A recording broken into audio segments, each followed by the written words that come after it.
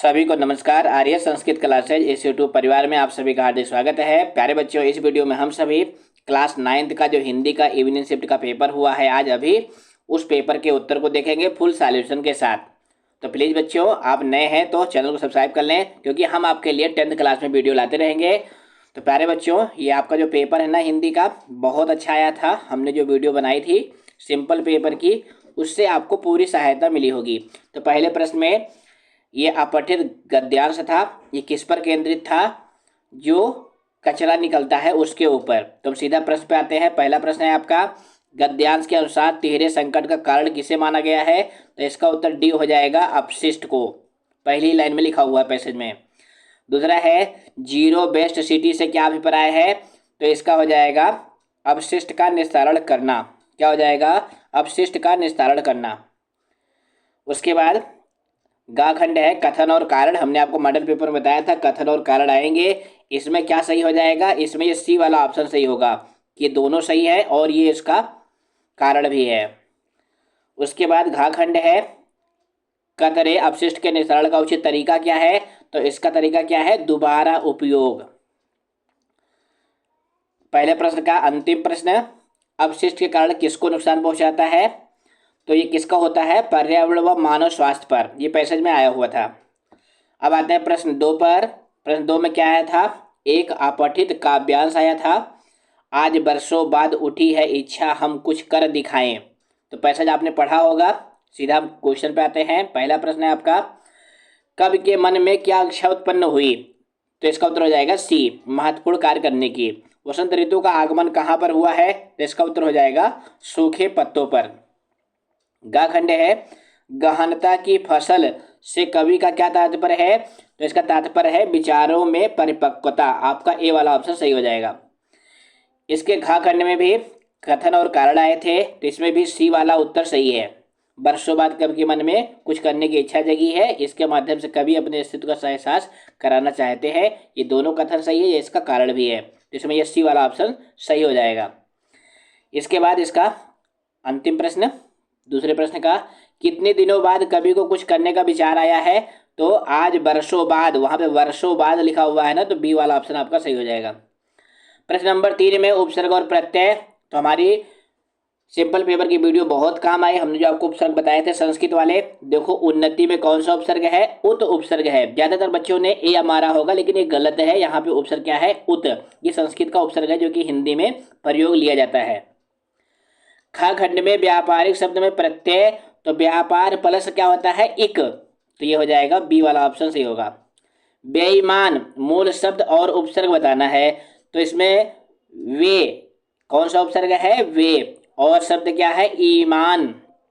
तो आपका ऑप्शन सही हो जाएगा सी। उसके बाद घा है, मालिकिन शब्द में मूल शब्द व प्रत्यय अलग कीजिए। तो इसमें मालिक शब्द है और इन प्रत्यय है, या डी वाला ऑप्शन सही हो जाएगा। फटाफट मिलाते चलिए। इसके बाद अंगा खंड है, इसमें मिलान करना था। तो देखो बच्चों, अमर में आ उपसर्ग है, अध कचरा में अध है, अनहोनी में अन है। तो इसमें आपका कौन सा विकल्प सही हो जाएगा? देखो पहले का सेकंड। तो पहले का सेकंड किस में है? पहले का सेकंड एक ही बी वाले ऑप्शन में है, तो बी ऑप्शन सही हो जाएगा। प्रश्न नंबर 4 में समास आया था, तो हमारे समास की वीडियो 100% आपके काम आई होगी। पहला प्रश्न था पंचमुखी। अब इसमें कौन सा समास था? द्विगु समास। आगे पीछे कौन सा समास है इसमें? तो आगे पीछे में प्यारे बच्चों कौन सा समास है? द्वंद्व समास है। आगे और पीछे, जहां पहला पद दूसरे पद का मिलकर किसी तीसरे पद की ओर संकेत करते हैं, यानी पहला और दूसरा कोई पद प्रधान नहीं होता है, तीसरा पद प्रधान होता है, वहां पे बहुब्रीहि समास होता है। ये हमने समास की वीडियो में अच्छे से बताया था। घा खंड है, नील गाय। इसका सामासिक विग्रह तो हो जाएगा नीली है जो गाय। ये कर्मधारय समास का उदाहरण है। पांचवें खंड में मिलान करना था, यथा संभव। अब इसमें देखो आमने सामने ही था, यथा संभव बेभाव समास, राजकुमार तत्पुरुष समास, चौराहा द्विगु समास। तो हमें उम्मीद है सभी बच्चों ने इसको सही किया होगा, यानी पहले का पहला, दूसरे का दूसरा, तीसरे का तीसरा, ऑप्शन ए सही हो जाएगा। इसके बाद प्रश्न नंबर 5 आया था, अर्थ की दृष्टि से वाक्य भेद। तो इस प्रश्न में भी हमारी वीडियो बहुत काम आई होगी। पहला वाक्य था, पहला प्रश्न, विधानवाचक वाक्य बताइए। अब विधानवाचक वाक्य कौन सा है? कल मेरे दोस्त आएंगे, ये सी वाला ऑप्शन सही हो जाएगा। वाक्य का प्रकार बताइए। बच्चे आज स्कूल नहीं जाएंगे। अब बच्चे आज स्कूल नहीं जाएंगे, ये कैसा वाक्य है? निषेध, क्योंकि नहीं आ गया ना, हमने आपको ट्रिक बताई थी। इसके बाद गा खंड है, वाक्य का प्रकार बताइए। अरे तुम आ गए, अब यहाँ पे ये चिन्ह मिल गया ना, तो ये विस्मय बोधक वाक्य है, ऑप्शन बी सही हो जाएगा। हमने जो भी ट्रिक आपको बताई थी वो ट्रिक 100% काम आई है आपके। घा खंड है, मुसाफिर अपनी मंजिल पर पहुंच चुका होगा। अब यहाँ जो है संदेह व्यक्त यानी शायद यहाँ पे छिपा हुआ है, मुसाफिर अपनी मंजिल पर पहुंच चुका होगा, तो ये संदेह वाचक वाक्य है, बी ऑप्शन सही हो जाएगा। ये पत्र आज ही भेज देना, यहाँ पे आदेश दिया जा रहा है, तो ए वाला ऑप्शन सही हो जाएगा, आज्ञावाचक वाक्य। इसके बाद प्रश्न नंबर 6 में अलंकार आया था, तो अलंकार की भी हमने वीडियो बनाई थी, हमारी वीडियो पूरी काम आई होगी। पहला क्या था? कालिंदी कुल कदम्ब की डारन। अब यहाँ देखो का कई बार आया हुआ है, तो ये अनप्रास अलंकार हो जाएगा। कर का मन का डार के मन का फेर। अब देखो मन का 2 बार आया है, दोनों बार इसके अर्थ अलग है, तो ये यमक अलंकार है, सी वाला ऑप्शन सही हो जाएगा। इसके बाद गा खंड है, निम्नलिखित पंक्ति में किसमें उपमा अलंकार है? तो उपमा अलंकार किसमें है? पीपर पात सरिस मंडोला, ये हमने आपको अलंकार की वीडियो में हमारा ही उदाहरण आ गया है। इसके बाद घा खंड है, निम्नलिखित निम्न पंक्ति में किस पंक्ति में रूपक अलंकार नहीं है? ध्यान देना, रूपक अलंकार नहीं है, तो किसमें नहीं है? इसमें नहीं है, बी वाला ऑप्शन सही हो जाएगा। इसमें उपमा अलंकार है, क्योंकि यहाँ पे सम आया हुआ है, बाकी तीनों में क्या है? रूपक अलंकार है। अंतिम प्रश्न इस खंड का, फैली खेतों में दूर तलक मखमल सी कोमल हरियाली, ये भी हमारी वीडियो में हमने आपको बता रखा था, मखमल सी कोमल हरियाली, इसमें कौन सा अलंकार है? उपमा अलंकार है। तो इस तरह से हमारी वीडियो बहुत काम आई है, जो बच्चे देख के गए होंगे वो बहुत अच्छा किए होंगे। इसके बाद प्रश्न नंबर 7 में हमने आपको बताया था कि क्षितिज वाले पाठों से एक पैसेज आएगा, उसमें से 5 प्रश्न करने होंगे। अब देखो ये किस पाठ से आया था? प्रेमचंद के फटे जूते जो पाठ था उसी में से आया था। तो हम सीधा क्वेश्चन पे आते हैं। पहला प्रश्न था, साहित्य पुरखे शब्द का प्रयोग किसके लिए किया गया है? तो इसका ऑप्शन सही हो जाएगा, बी प्रेमचंद के लिए।